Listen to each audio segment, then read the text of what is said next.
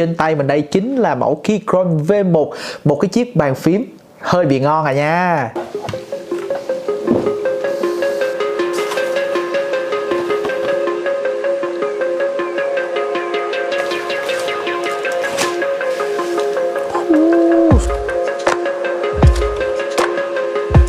Hiệu ứng LED rất là đẹp. Con ốc này nằm ẩn ở phía dưới nha. Và đây là màu Black Smoke, nguyên một tấm cao su rất là dày ở phía sau.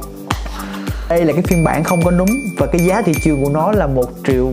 Công việc của chúng ta lúc này là tìm switch và keycap. Sẽ tháo bên trong ra cho các bạn xem. Hãng còn tinh tế tặng thêm cho các bạn ốc nè. Lỡ các bạn mở ra mà mất ốc là vẫn có cái để mà làm tiếp nha.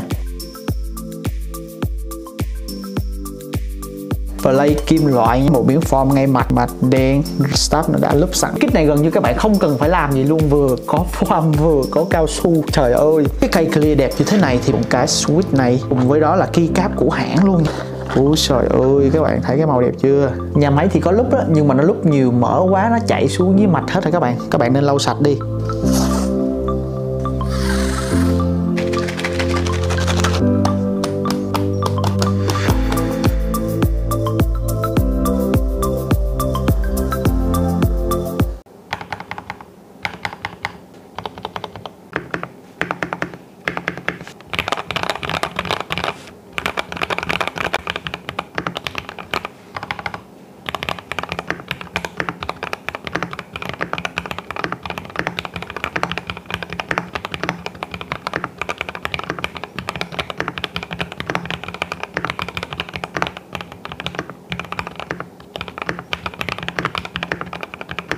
Và mình là Giao Heo, nếu thích kênh hãy follow nhé.